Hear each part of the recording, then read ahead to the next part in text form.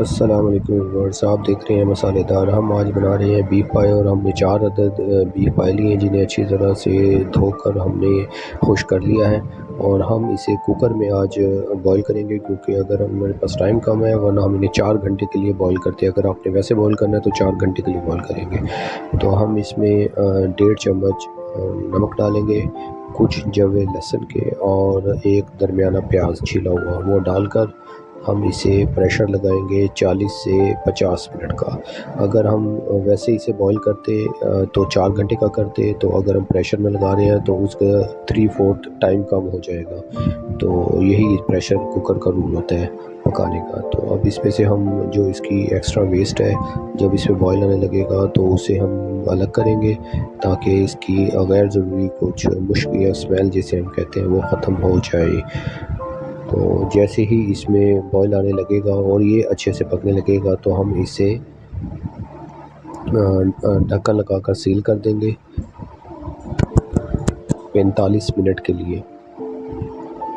45 minute کے بعد ہم اسے چیک کریں گے، یہ آلموسٹ کمپلیٹ پک چکے ہوں گے۔ یہ دیکھیں، یہ اچھے طریقے سے اس میں بوائل آ چکا ہے، اور اب اس کا خطرہ نہیں رہے گا اوپر آنے کا اور یہ چوک ہونے کا۔ تو اس لیے تھوڑی دیر اسے پکا کے رکھیں تاکہ یہ چوک نہ ہو۔ تو پریشر کوکر کو ہم سیل کر دیں گے اور 45 منٹ کے لیے اسے رکھ دیں گے۔ تو اب ہم چلتے ہیں مسالہ بنانے کی طرف۔ مسالہ بنانے کے لیے ہم نے ایک پین میں 2 چمچ بڑے گھی کے لیے ہیں، تو اور اس میں 3 پیاز درمیانے کٹے ہوئے وہ ڈالیں۔ ہم انہیں اچھے طریقے سے لائٹ براؤن کر کے فرائی کریں گے۔ تو باقی کے مسالے ہم اس کے بعد اس میں ڈالنا شروع کریں گے۔ جب تک پیاز براؤن ہوتے ہیں تب تک ہم ویٹ کرتے ہیں۔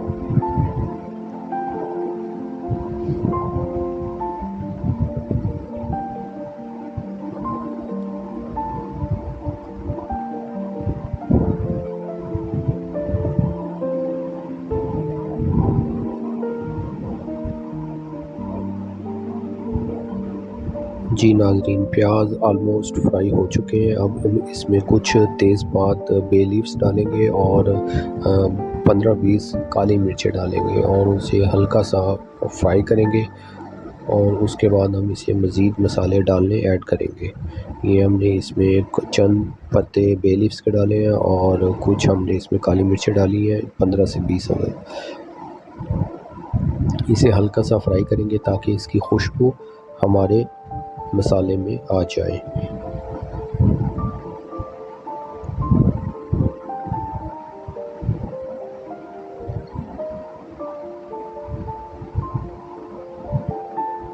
ہم اس میں 3 عدد درمیانے سائز کے ٹماٹر کٹے ہوئے وہ ڈالیں گے، 5 سے 7 ہری مرچیں ثابت وہ ڈالیں گے، 3 بڑے چمچ کھانے والے ادرک لہسن کا پیسٹ وہ ڈالیں گے،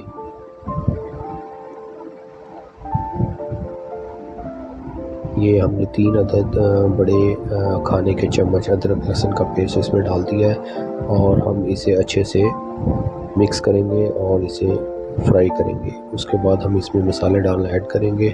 اس میں مسالوں کے اندر ہم 3 چمچ کھانے والی لال مرچ، 1 چمچ بڑی ہم اس میں ڈالیں گے ہلدی، اور 1 بڑا چمچ ہم اس میں ڈالیں گے دھنیا کا۔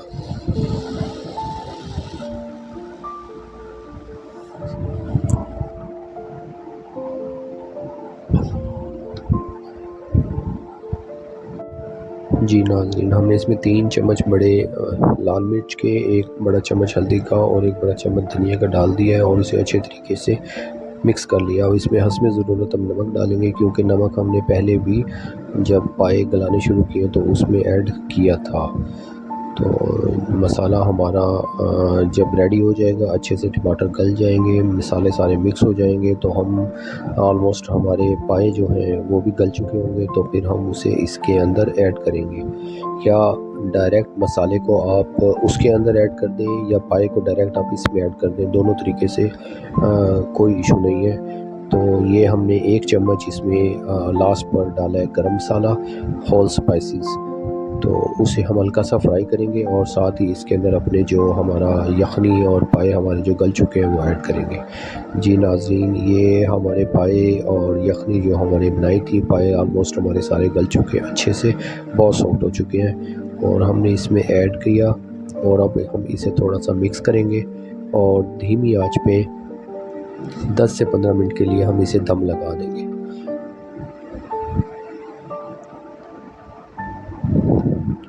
یہ ماشاءاللہ بہت اچھے مزیدار قسم کے پائے ہمارے تقریباً تیار ہو چکے ہیں، اور اب ہم اس میں اینڈ کے اوپر 1 چمچ کالی مرچ پسی ہوئی وہ ایڈ کریں گے اور کٹا ہوا دھنیا ایڈ کریں گے۔